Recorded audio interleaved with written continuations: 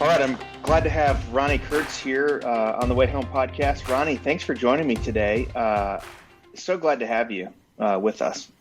Yeah, absolutely. I appreciate you and appreciate what you do here on the show. So it's an honor to be with you.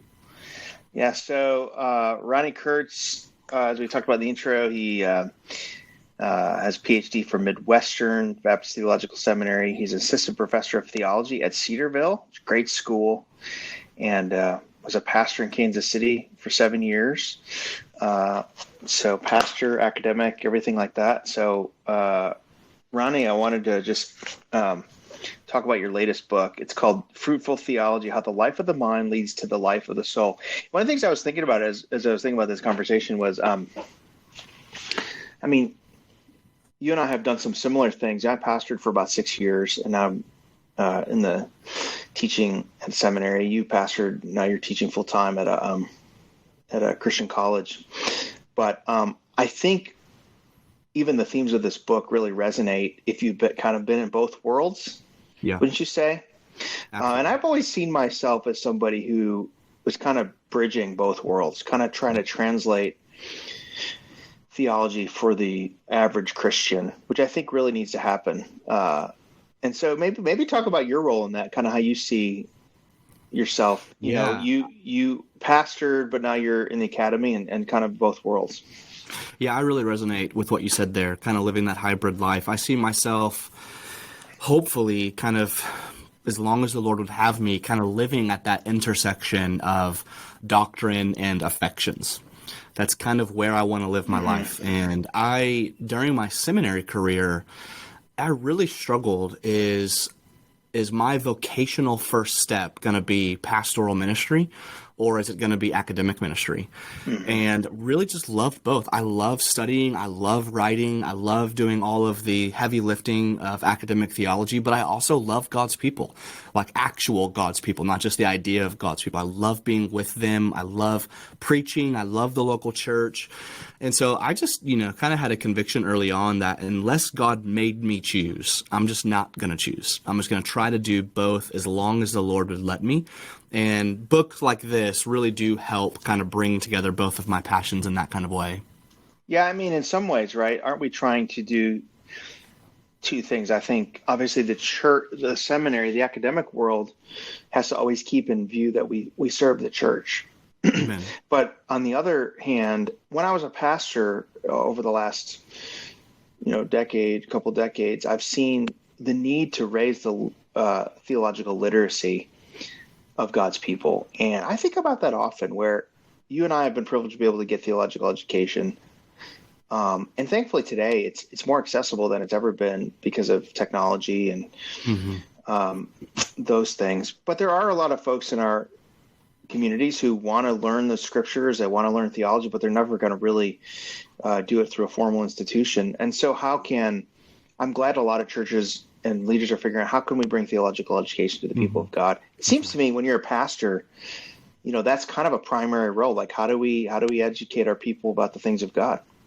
That's exactly right. And if one of the things you care about is the joy of your people, which you should as a pastor, theology is not a sufficient condition to give them joy. It's not going to be the only tool they need to pursue joy. But man, it's a good one. And used well, it really can be a deep well of joy. And so I think you're exactly right. Pastors giving that to their people is so vital. Yeah, I think so. So this is why I really enjoyed it. Because, it's interesting when I was reading the subtitle, How the Life of the Mind Leads to the Life of the Soul. And I want to get into some of the topics and chapters. But I grew up in a kind of anti-intellectual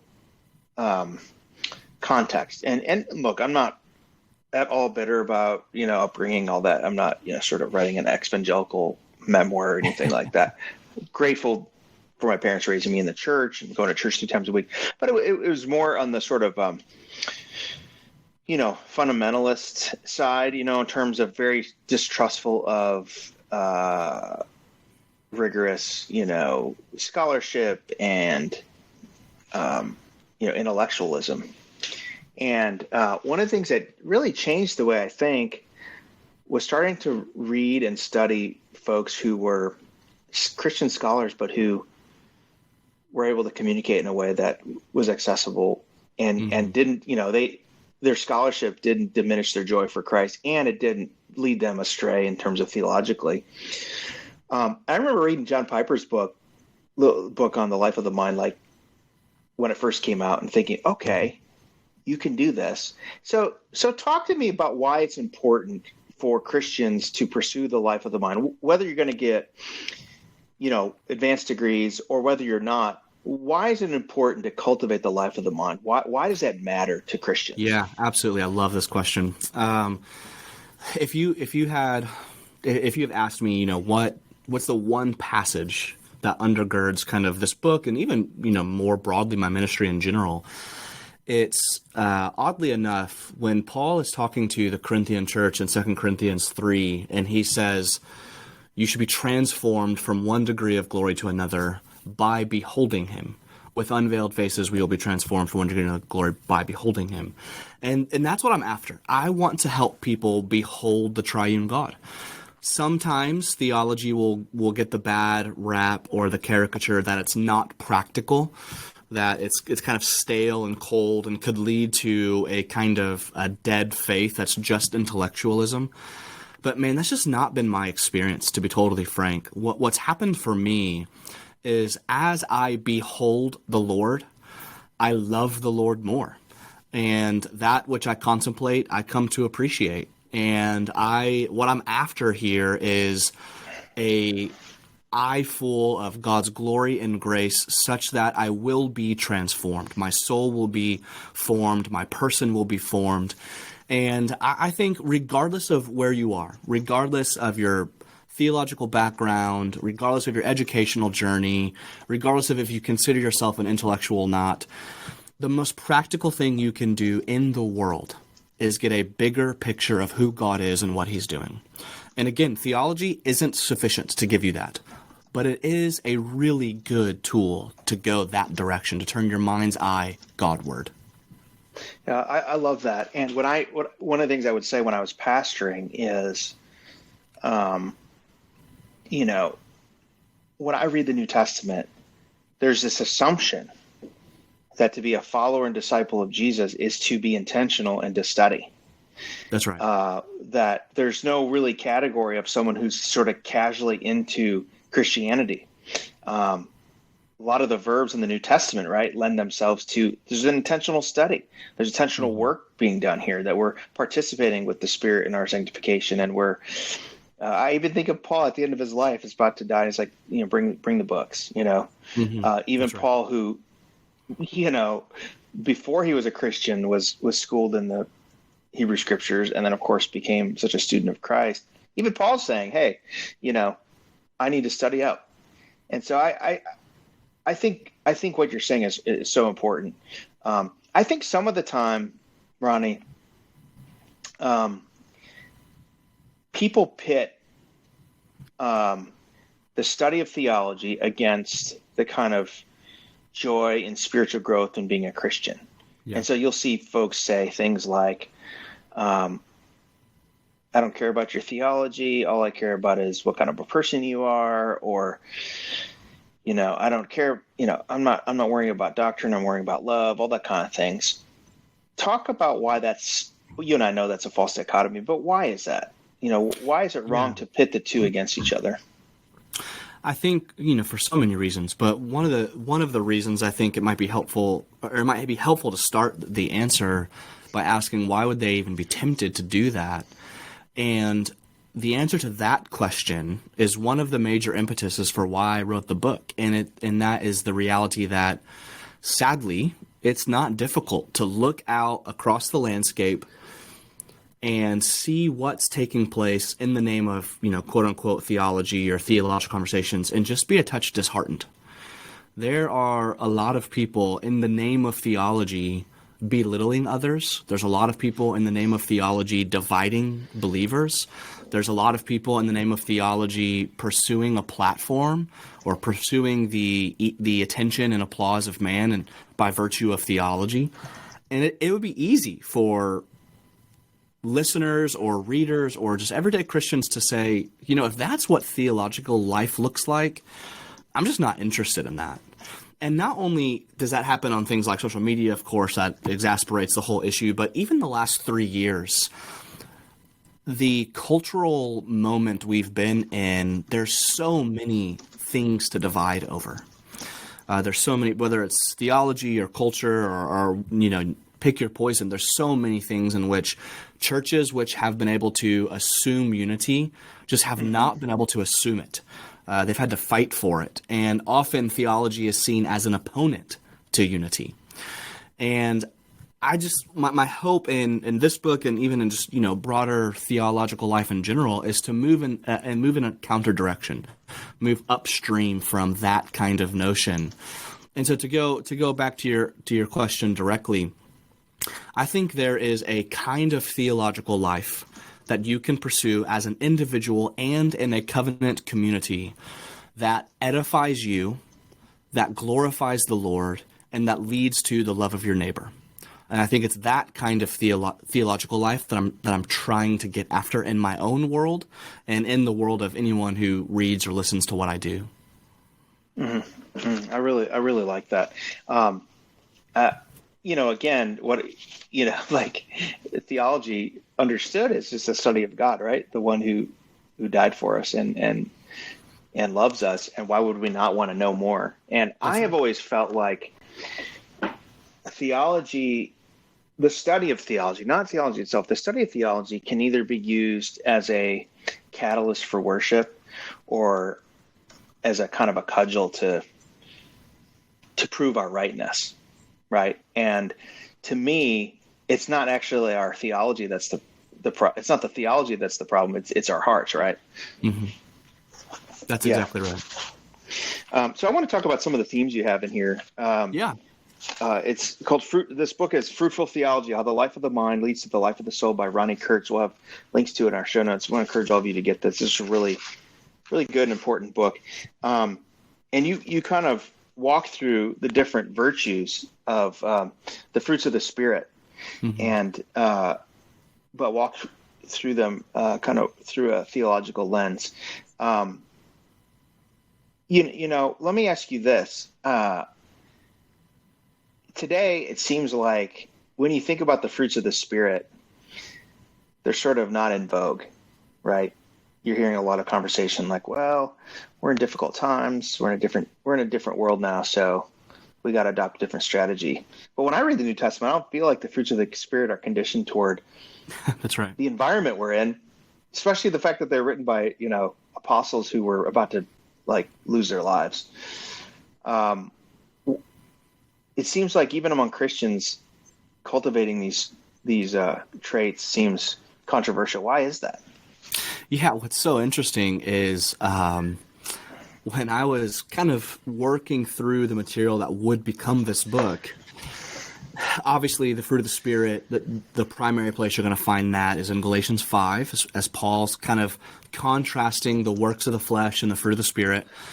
And in that chapter, in Galatians 5, Paul lists, something like 12 or 14 works of the flesh. And not all of them, but some of them seem to be a more accurate description of kind of the tone and posture that many Christian theologians are taking these days. Some of the things in the works of the flesh are things like strife, jealousy, outburst of anger, selfish ambition, dissension, factions. And I thought, man, there is a diagnostic question here of, does your tone on social media, with your family, in your local church, is your theology more accurately described by the works of the flesh, envy, outburst of anger, jealousy, selfish ambition, or in Galatians 5 also the fruit of the Spirit, patience, kindness, self-control, love, joy? I just don't think that many people in America today, when they think of theology or theologians, think of adjectives like peaceful or gentle or self-control. But I do think it's not difficult to find someone who might think of something like selfish or dissension or outbursts of anger. And so the diagnostic question became, does our theological life, is it more accurately described by the works of the flesh or the fruit of the Spirit? And you're right. We can almost tempt ourselves to think that the strategy or the playbook of the works of the flesh is a more direct and winful route towards power or an audience or some kind of winning, when in reality we know that in the kingdom it is the meek who will inherit the earth. And so we cannot jettison the fruit of the Spirit regardless of our cultural climate, our political climate, our theological climate, ecclesial climate, you name it. We are called to display the fruit of the Spirit. And the fruit of the Spirit are those virtues listed there in Galatians 5. That's really good. And I think one of the things you do as you kind of go through these fruits of the Spirit, you kind of, what I love about it is you sort of talk about the theological basis for these fruits of the Spirit, which in and of itself reminds us, right, that you can't really get away from doing theology. Like we're always doing theology. This is one of the things I would say to people who say, well, I don't care about theology, I just care about love. But that in itself is a theological statement, right? That's exactly right. Yeah. One of the things I was hoping to do in the book is, you maybe have read like a theological virtues book or an intellectual virtues book, which are very good and right. And these kinds of books will instruct you like, hey, when you're thinking, when you're doing theology, make sure you're loving, or make sure you're kind, or make sure you're patient. And that's good and right. But I wanted to kind of reverse engineer the whole process and say, actually, contemplating God and all things in relation to God, that process that we call Christian theology, even that very process, when done well, can lead to love, can lead to self-control, can lead to patience. And so instead of kind of starting with patience and starting with the virtues, I start with theology and hope to show how the theological life can lead to those virtues being formed in your soul. Right. And, when I think about some of the first ones, when you think about love, how misunderstood love is, how can we love properly if we don't know the theological basis for it, the foundation of our love? What motivates us to love? This idea that you can just sort of float around with this kind of Christian-y feeling of love. Mm-hmm. Well, how do we know? What about when that is tested? How do we love people who are unlovable? Without a theological basis, there's no way to love, right? Mm-hmm. Yeah, that's right. I didn't, maybe this is just me. Maybe I'm, as wicked as they come. But if I am left to love based on my fickle feelings and emotions, it's just not going to be good for myself or my neighbors. But if my love can have a sturdiness to it, a more rootedness to it, I think I'll be able to love the Lord, love myself, and love my neighbor better if there's some kind of truth or foundation that my love is rooted in, as opposed to how I feel that particular day or how I feel about this particular person. I just want it to be deeper than that, more mature than that. Yeah. I mean, and it's the same with all these virtues, right? Like with all these fruits, when you think about joy, when you think about faithfulness, gentleness, what is the basis for these things? What is the root of these things if we don't understand it now? And to me, when I think about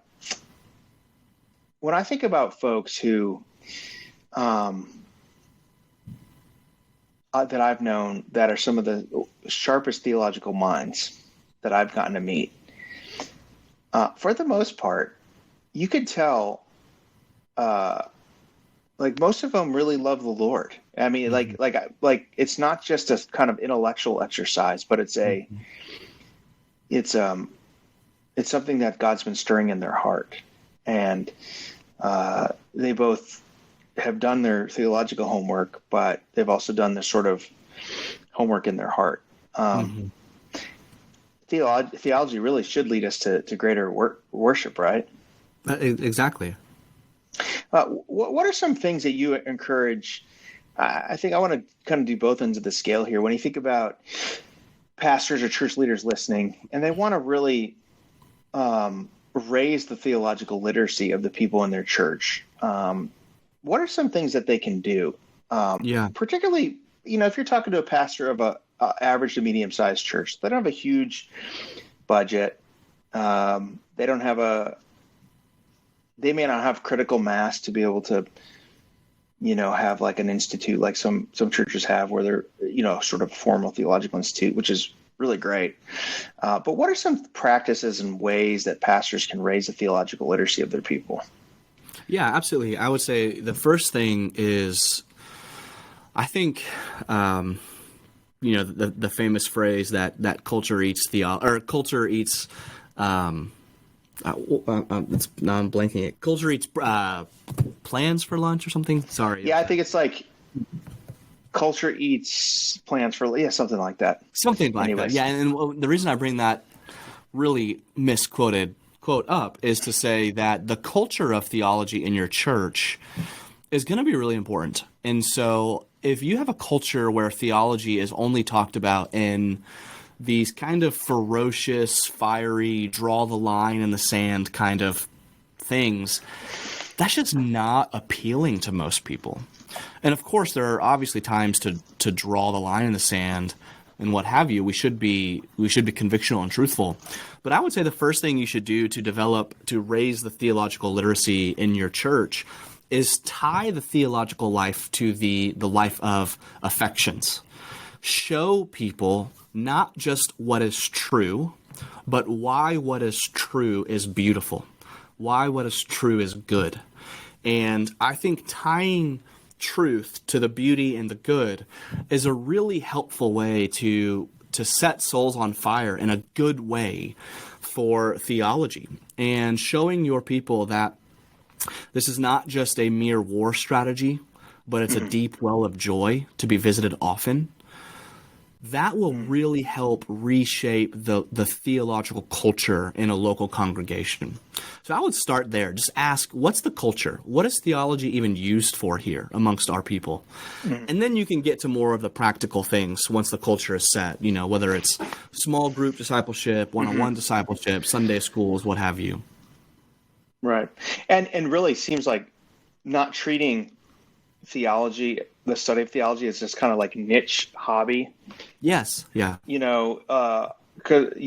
There's sometimes a culture in a church where it's like, oh yeah, that's just, this one guy, and he loves to study theology, and he's like the theology guy. And it could be that there's a few guys or a few gals who just really have a brilliant academic mind, right?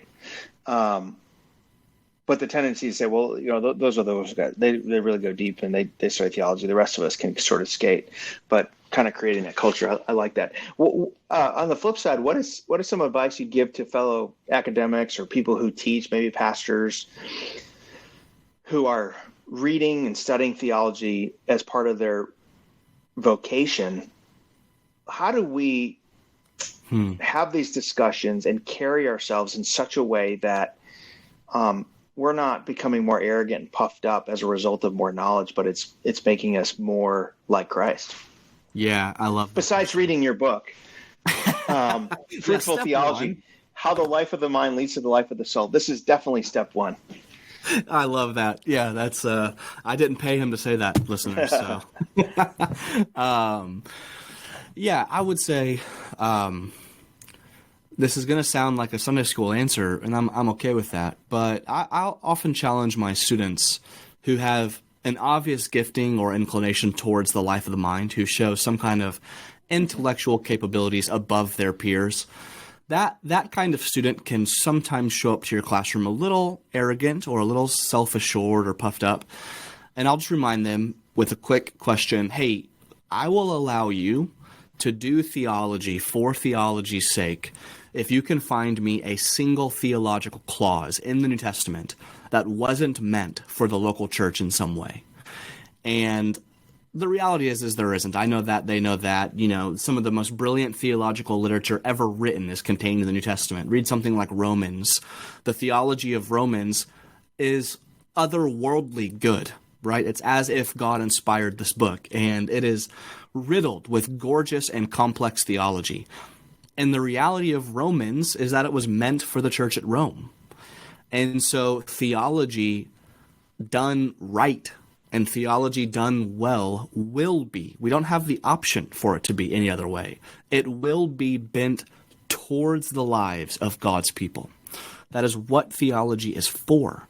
A book outside of Fruitful Theology that I would recommend for more academic types who want to think about this is a book called The Culture of Theology by John Webster. That book is outstanding in terms of asking what is the right culture? What is the right setting for theology? And the answer to that question is always going to be theology is to be done in and for God's people, period. The academy is amazing. I've given my life to serve in the academy, but Jesus is not coming back for the academy. Jesus did not shed his blood for the academy. He's coming back for his bride, and he shed his blood for her. And so that's where we bend our theology. And if we don't, it's just theology incomplete. That is so good. And I love the way you phrase that. You know, the locus of God's activity in the world is a local church. That's right. And we study theology, you know, in order to serve the people of God, to love God more, not to be proven right, not to, you know, engage in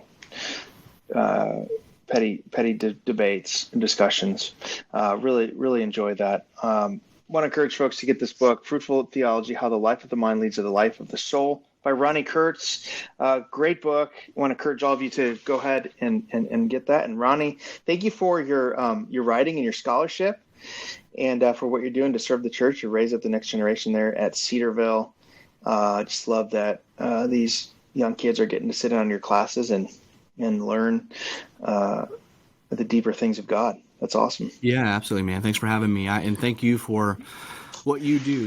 You're a great example. If folks want to ask, hey, practically, what does it look like to live out the content of Fruitful Theology? I think you're an excellent example of being both convictional and kind in a way that is glorifying to the Lord and good for your neighbor. So really appreciate you, my friend. Well, thank you, Ronnie. I appreciate it. Thanks all of you for listening, and we'll have links to all of this in our show notes. Thank you for listening to this edition of the Way Home podcast with Daniel Darling. For more information, you can visit danieldarling.com. If you do like this podcast, we encourage you to subscribe on iTunes or your favorite podcast catcher. We also encourage you to rate and review so others can know about the podcast. You can follow me at Dan Darling on Twitter, or go to my Facebook page, facebook.com/Daniel M. Darling.